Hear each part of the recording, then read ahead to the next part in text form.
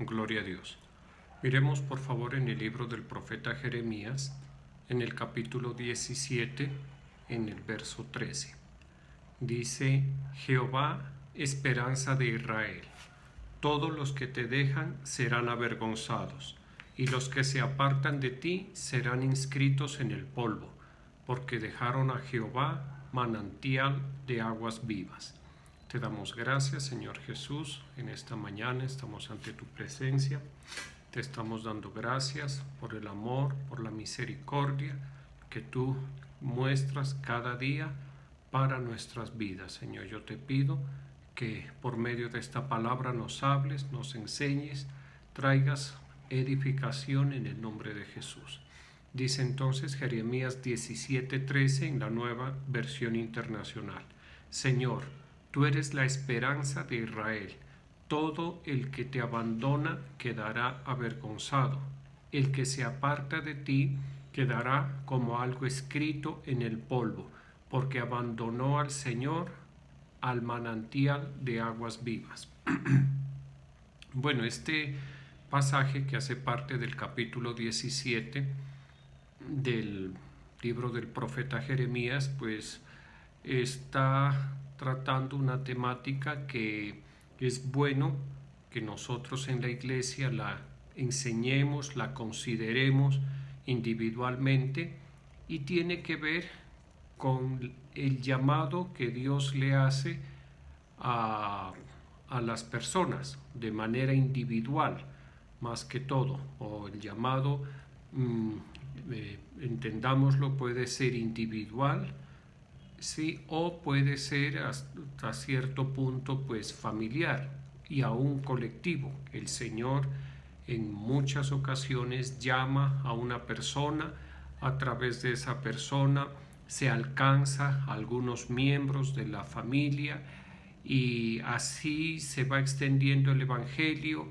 y en ocasiones se alcanza comunidades grandes, y aún se logra afectar. El llamado de Dios en un momento dado puede afectar aún a una generación. Eso lo hemos visto a través de la historia de la iglesia de Cristo, tanto en la antigüedad, sobre todo en los 3 primeros siglos, y en los últimos 3 siglos, más o menos, sobre todo en el siglo XVIII y en el XIX y en el XX, en Europa y en Estados Unidos. Ahora es muy interesante el llamado, la extensión del llamado que el Señor está haciendo en continentes como África y en algunos países asiáticos. Listo, así trabaja el Señor. Ese es el Señor. En algunas ocasiones les llega a multitudes, como lo estamos diciendo, a generaciones, y hay otro tiempo en que el Señor, pues no, el llamado de Dios como que no está para las personas. En este caso, el profeta Jeremías le está hablando a un pueblo que tiene el llamado de Dios por excelencia. El llamado de Dios, digámoslo así, hace parte de su sustancia, de su esencia, de su propiedad. Me refiero al pueblo de Israel. El pueblo de Israel fue creado por Dios, sacado de las entrañas del padre de la fe, de Abraham, para que sea el pueblo de Dios, un pueblo especialísimo, un pueblo del cual Dios cuidaría, un pueblo al cual Dios mismo guiaría, defendería, levantaría, etc. Toda cantidad de bendiciones están dispuestas para Israel, por cuanto es el pueblo de Dios. Por eso en este verso 13 del capítulo 17 de Jeremías empieza diciendo: Jehová, esperanza de Israel. Esa es una verdad indiscutible. La esperanza de Israel está en el Dios de Israel, está en su Dios, y eso mismo se cumple para la iglesia de Jesucristo nuestro Dios. La esperanza de la iglesia ha estado, está y estará única y exclusivamente en nuestro Señor y Salvador Jesucristo. Eso es bien importante entenderlo. Y ya le digo, tanto colectivamente, en el caso nuestro como iglesia, y como miembros de la Iglesia Cristiana Salem, como un subgrupo dentro de la Iglesia Cristiana Salem llamada Genesaret y Torrefuerte.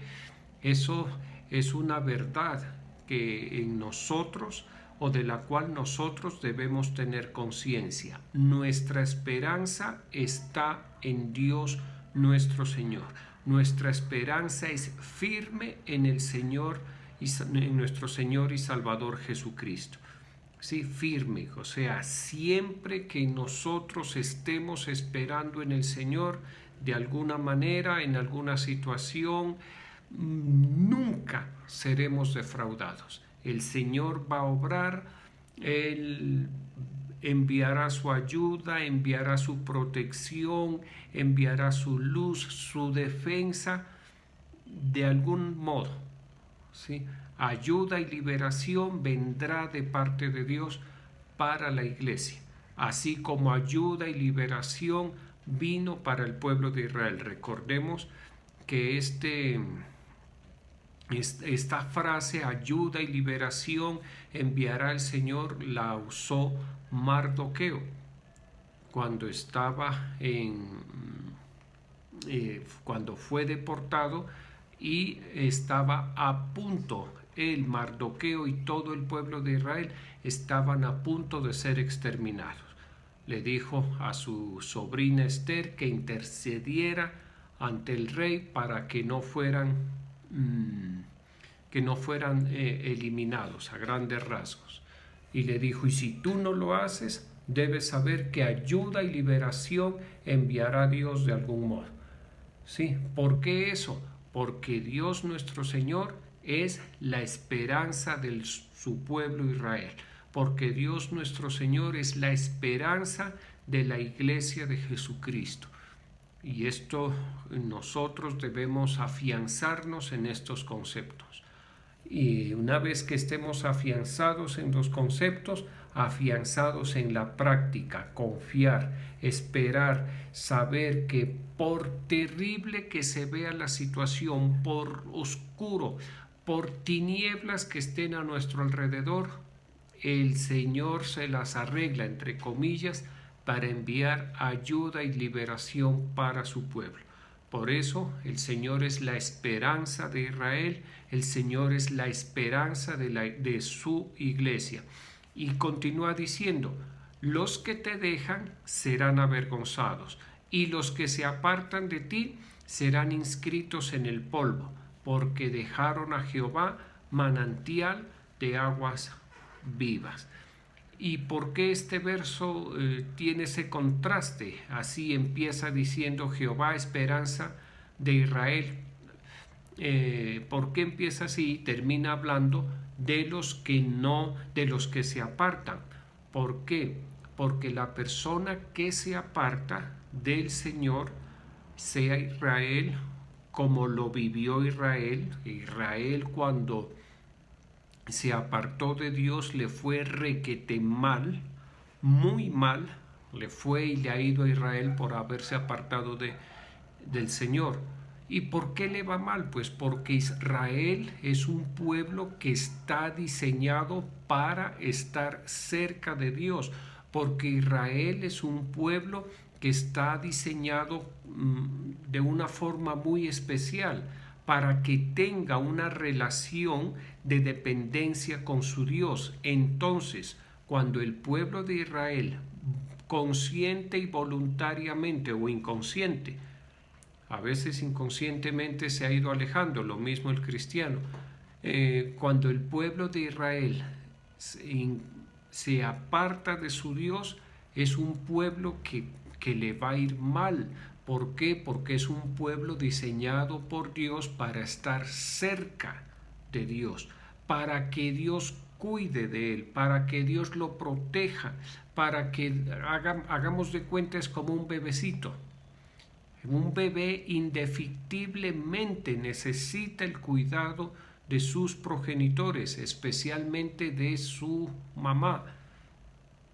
Cuando se tiene el cuidado de los progenitores, cuando está el cuidado de la mamá, pues el bebé se siente seguro y va a crecer seguro y no va a tener temor, y la esperanza va a estar puesta en la ayuda del progenitor o de la mamá.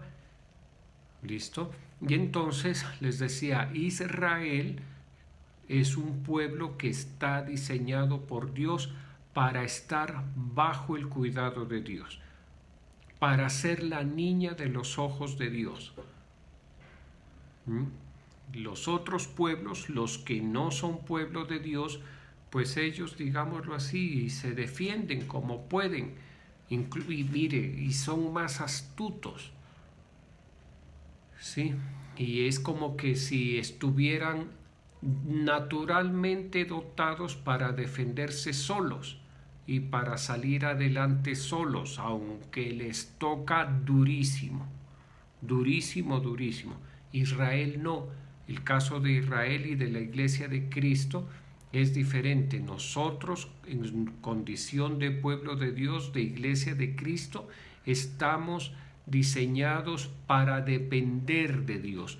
Nuestra dotación es Dios, nuestra fortaleza es Dios, nuestra potencia está en Dios, nuestro éxito está en Dios, nuestro excelente desempeño está en Dios. ¿Listo? Entonces, cuando el pueblo de Dios o la iglesia o quien ha sido llamado por el Señor Jesucristo para formar parte de su iglesia se aparta, pues no le va bien. ¿Listo? No le va bien. Aquí dice, todos los que te dejan serán avergonzados y los que se apartan de ti serán inscritos en el polvo. Ahora bien,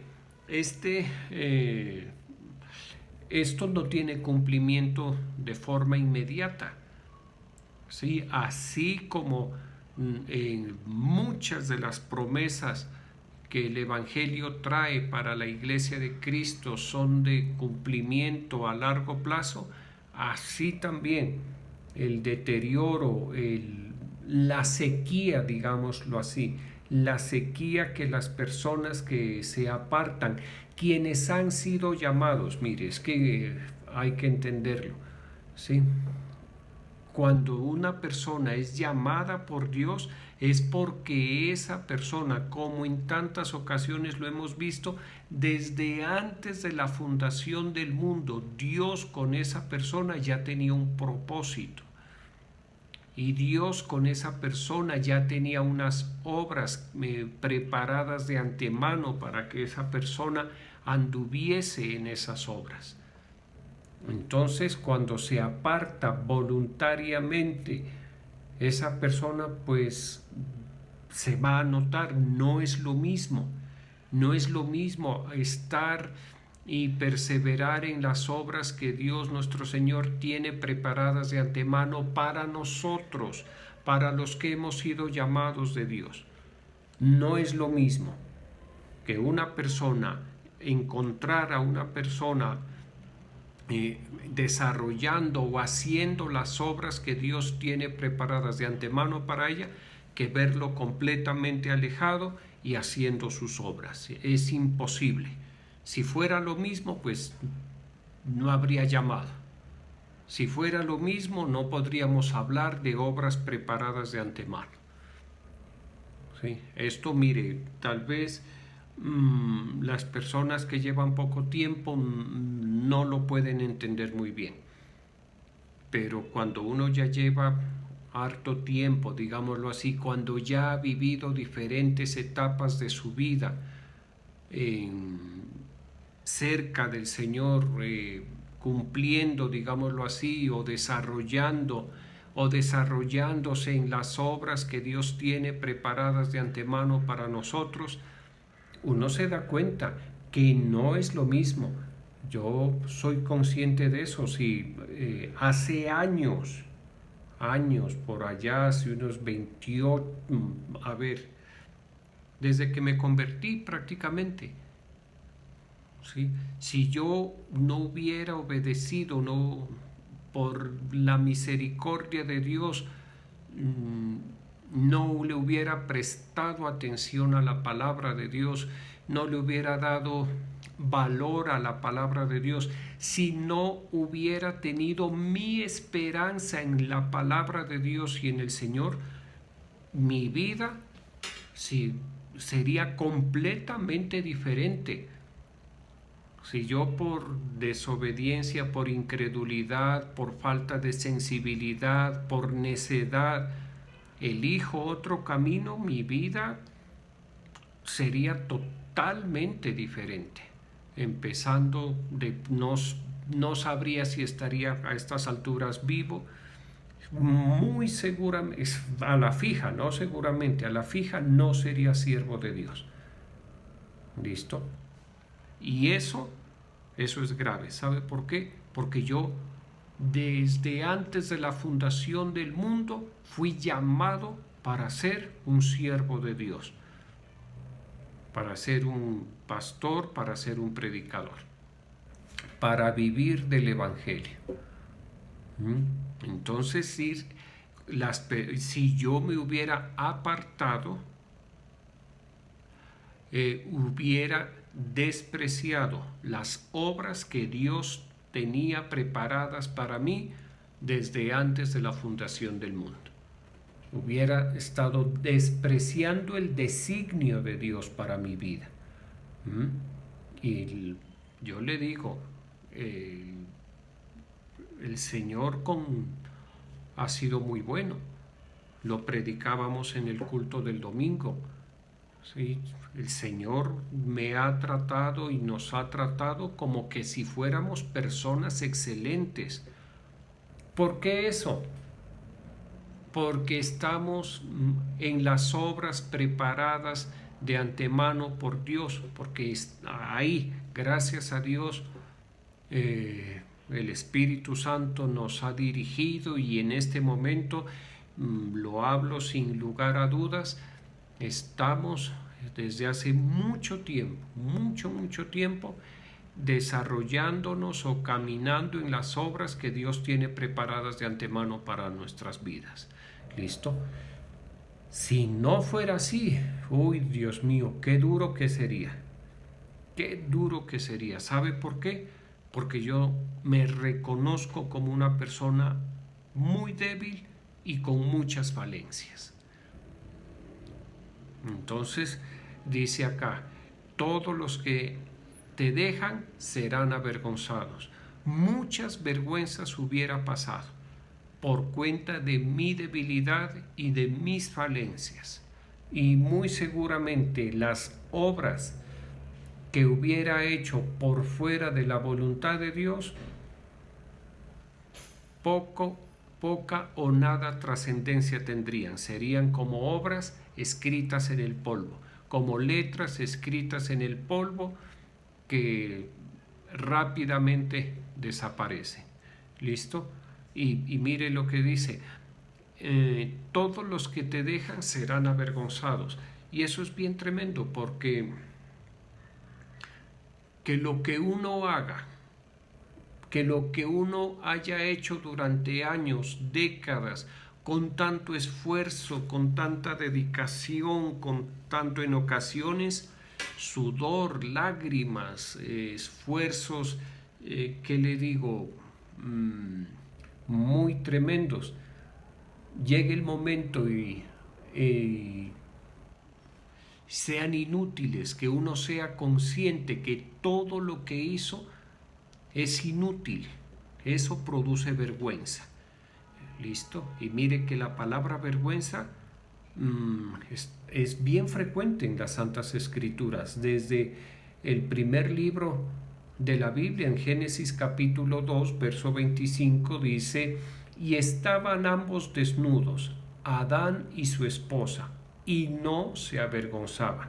Aquí está diciendo en Génesis 2, antes de la desobediencia de Adán y de Eva, ellos no sentían ninguna vergüenza. No sabían qué era eso, no tenían conciencia. Esa palabra vergüenza para ellos era desconocida, era no, ¿qué le digo? No existía. ¿Por qué? Porque no había la necesidad. ¿Listo?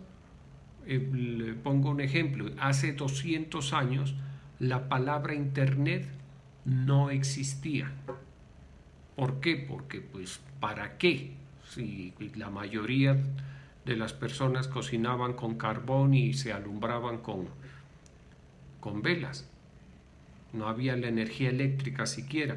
Entonces, en el caso de Adán y Eva, en Génesis capítulo 2, la palabra vergüenza no existía. ¿A qué se refiere la palabra vergüenza? Mire, ¿con qué tiene que ver? Vergüenza es la turbación del ánimo ocasionada por la conciencia de alguna falta cometida o por alguna acción deshonrosa y humillante. Eso dice en Génesis capítulo 2, que Adán y su esposa estaban desnudos y no se avergonzaban. Pero, póngale atención, Génesis capítulo 3, del 8 al 10, en la Nueva Versión Internacional, dice: cuando el día comenzó a refrescar, el hombre y la mujer oyeron que Dios, el Señor, andaba recorriendo el jardín. Entonces corrieron a esconderse entre los árboles para que Dios no los viera. Pero Dios, el Señor, llamó al hombre y le dijo: ¿dónde estás? El hombre contestó: escuché que andabas por el jardín y tuve miedo, porque estoy desnudo. Por eso me escondí. Mire algo, qué tremendo. En Génesis 2 dice que no tenían vergüenza.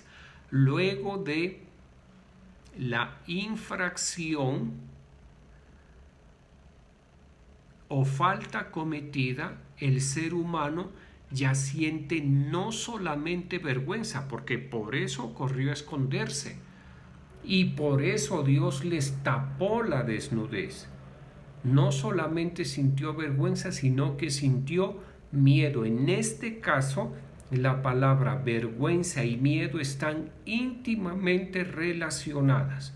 ¿Por qué? Porque tanto la vergüenza como el temor en este caso son producto de la turbación del ánimo ocasionada por la conciencia de alguna falta cometida. ¿Por qué Adán y Eva corrieron a esconderse cuando escucharon la voz de Dios en el huerto del Edén?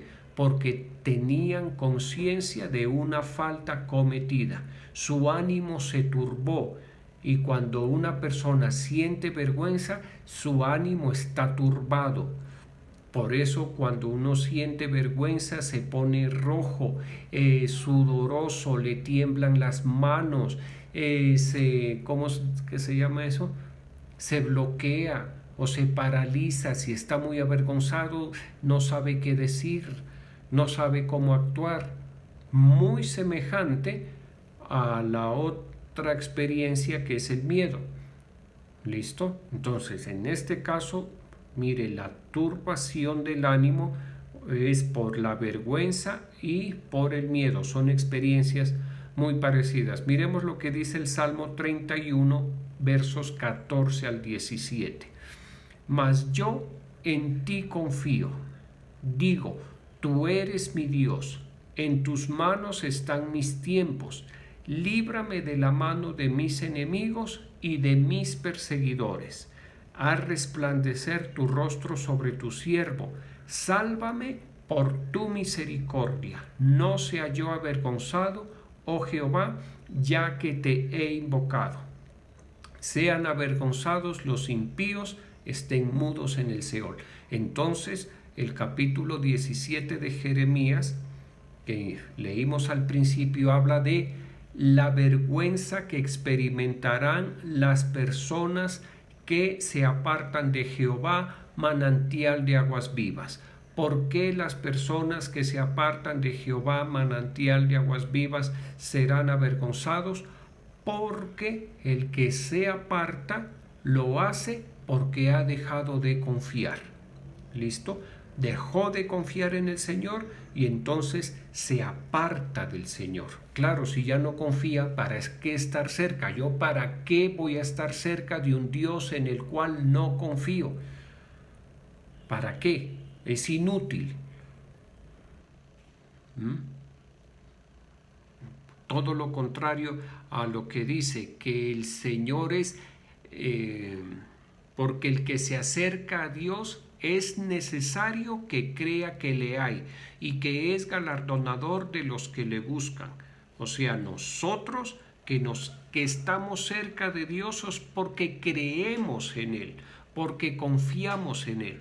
¿Qué sucede con el que se aparta? Que deja de confiar. ¿Listo? Deja de confiar en el Señor y confía en otras personas, confía en sí mismo. Esa confianza que estaba en Dios la reparte o la pone en otras personas o la pone en diferentes porcentajes. Empieza a confiar más en Él, en sus capacidades, en su trabajo, en su arte si lo tiene, en su habilidad, empieza a confiar en sus amistades, en su empresa, en lo que ha logrado, en su familia, en fin. ¿Listo? Los seres humanos estamos diseñados para confiar en Dios. Dentro de nosotros tenemos esa dependencia llamada confianza. ¿Listo? Ese apartado llamado confianza. Así como tenemos el espíritu, el vaso espiritual, así fuimos creados con un vaso espiritual, también tenemos un apartado que se llama confianza. Estamos diseñados para que nuestra confianza esté en el Señor.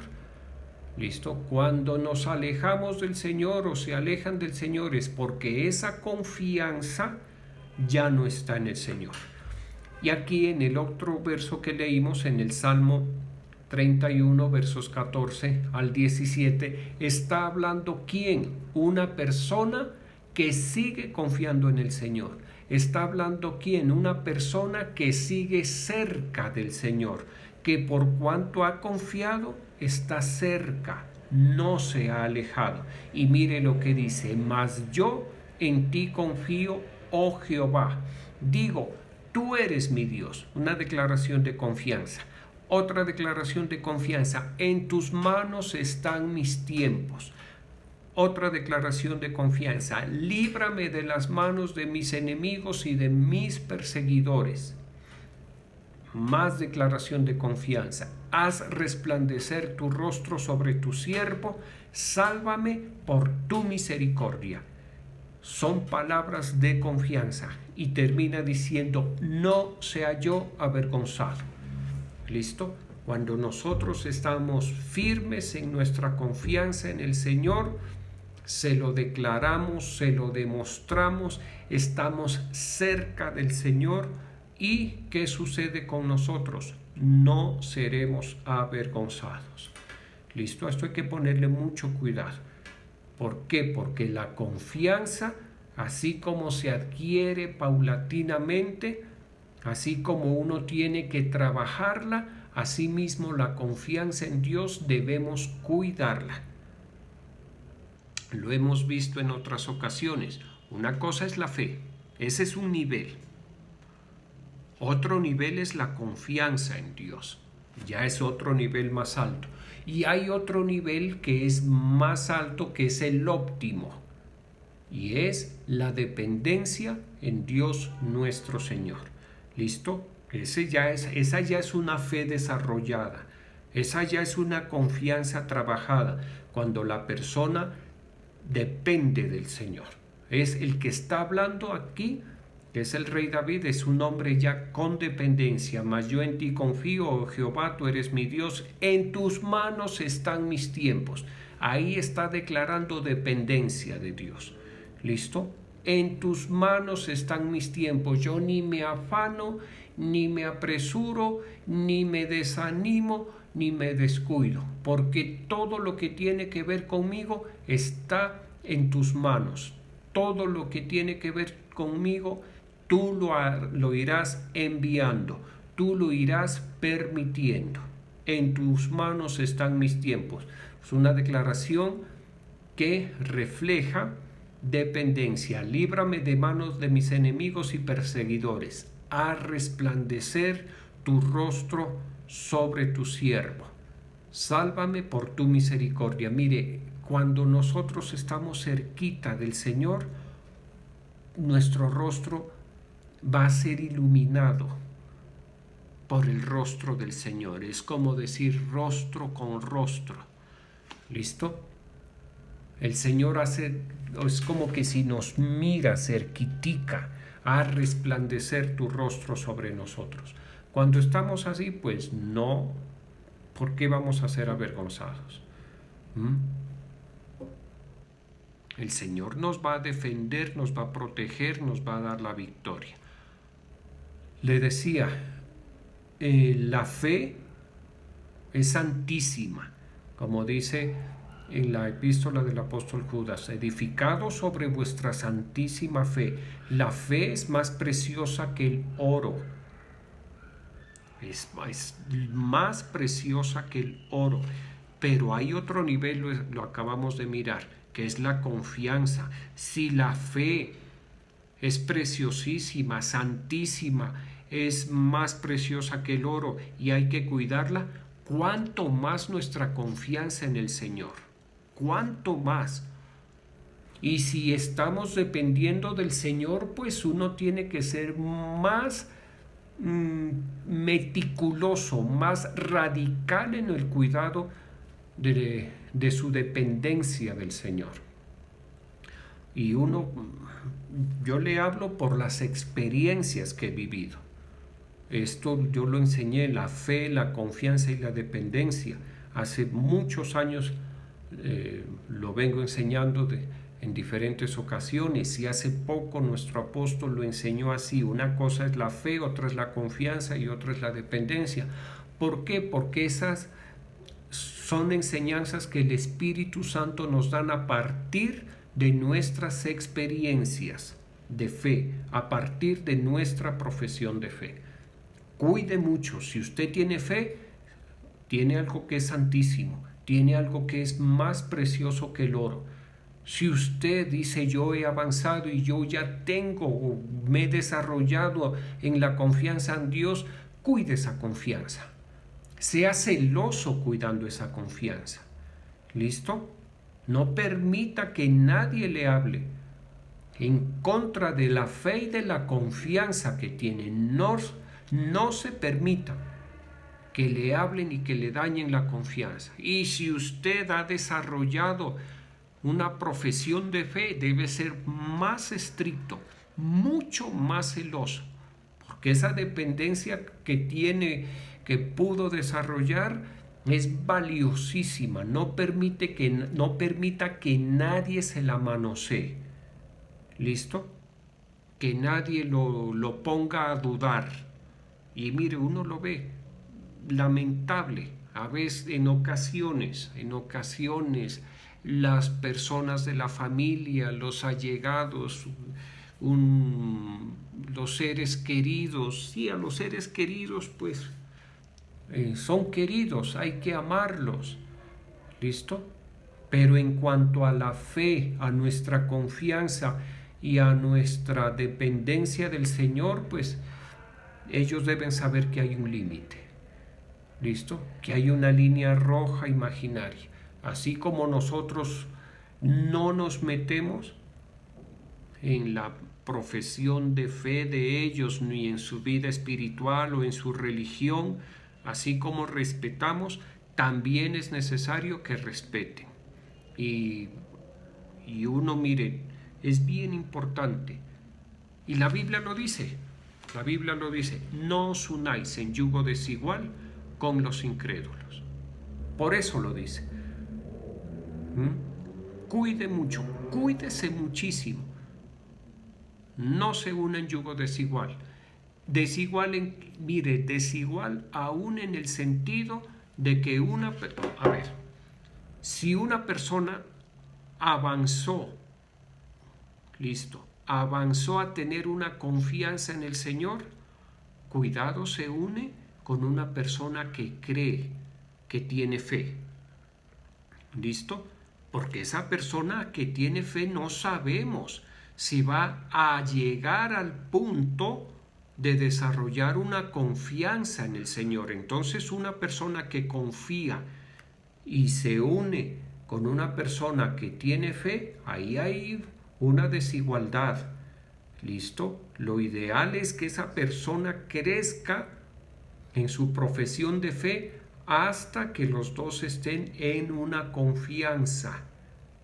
¿Por qué? Porque se corre el riesgo de que la otra persona que ya desarrolló su confianza, lo cual implica una presencia del Espíritu Santo de Dios, una obra del Espíritu Santo de Dios, un fuego del Espíritu Santo de Dios en la vida. Se corre el riesgo de que eso se apague. Peor aún, la persona que ya está dependiendo del Señor, que ya en la profesión de fe ha avanzado y se ha desarrollado una dependencia, cuidado, le presta atención, cuidado, se une en yugo desigual, cualquiera sea la relación de negocios, sociedades, interpersonal, etcétera, etcétera, etcétera. Cuidado, porque corre peligro.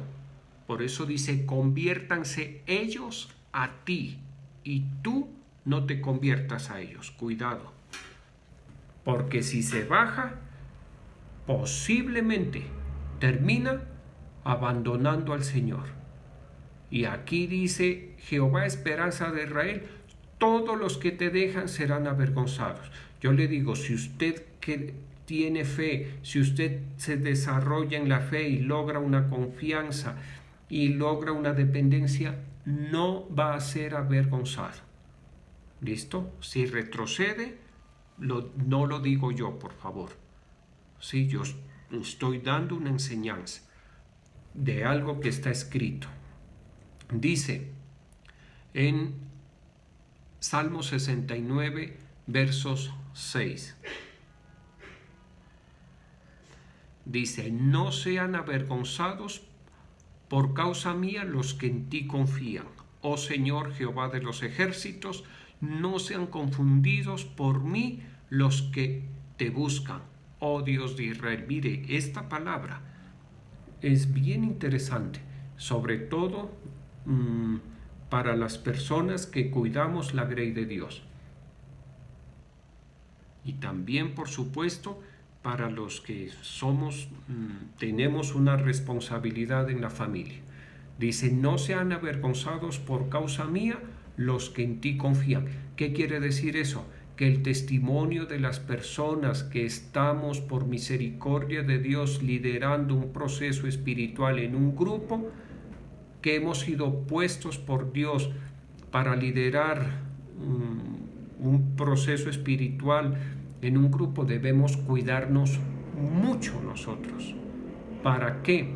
Para que nuestros errores no afecten la fe, la confianza y la dependencia de otros. Porque hay situaciones duras, graves incluso, que por errores nuestros los otros pueden ser avergonzados. Hay que cuidarse. Por eso, ¿cuál es la mejor forma de cuidarse? No salirse de lo que está escrito en las santas escrituras, valga la redundancia. Mientras estemos ahí, no nos vamos a avergonzar. Mire, yo he tenido, como padre de familia sobre todo, situaciones en las que esto me hace reflexionar. Si yo tengo que profesar bien la fe, yo no me puedo dar ciertas libertades, yo no puedo abrir puertas espirituales, porque después mis hijas pueden ser avergonzadas en su profesión de fe. Por si yo cometo errores, ellas pueden ser avergonzadas en su profesión de fe. Se les pueden burlar, que ve tu papá, que esto, que lo otro, en fin, yo no quiero que ellas sean avergonzadas, ni mi esposa, y mucho menos ustedes. Las personas a quien por la misericordia de Dios tengo la responsabilidad de pastorear, de cuidar, de velar por sus almas. Haciendo uso de esa responsabilidad, le digo, cuide su fe, cuide su confianza, cuide con mucho celo su dependencia. Porque, mire, no permita que la levadura entre en su vida espiritual, porque un poquito de levadura, un poquito, leuda toda la masa. Esa es una enseñanza que el Señor Jesucristo la dio, ¿de acuerdo? Vamos a orar. Te damos gracias, Señor. Estamos delante de ti en esta mañana. Yo bendigo los tributos de tus hijos y de tus hijas, Señor. Te pido que les bendigas, les multipliques y les prosperes de una manera muy especial a cada uno en el nombre de Jesús. Ayúdanos, Señor. Ayúdanos. Nosotros te tenemos a ti, Señor. Nosotros no te elegimos a ti. Tú fuiste el que nos eligió. Y dice la Escritura en Juan capítulo 15, verso 16, que nos has puesto para que vayamos y llevemos fruto, por cuanto tú nos escogiste. Y nos pusiste para que vayamos y llevemos fruto. Eso hay que ponerle mucho cuidado, porque si fuimos escogidos por ti, lo mejor es que perseveremos en la fe, en la confianza y en la dependencia. Así vamos a llevar fruto. Y si llevamos fruto, el nombre de nuestro Señor Jesucristo va a ser glorificado. Ayúdanos, Señor, a creer y a entender tu palabra, Señor. Ayúdanos, por favor. Ayúdanos, porque esto es serio. El Evangelio, el llamado de Dios no se puede tomar a la carrera. Y nosotros debemos ser celosos en nuestro actuar y cuidar muy bien el testimonio para que no suframos vergüenza, ni nosotros ni los que dependen espiritualmente de nosotros. Ayúdanos, por favor. Yo oro por la iglesia, por Torrefuerte y por Genesaret, por cada uno en especial. Oro por sus vidas, por su profesión de fe, Señor.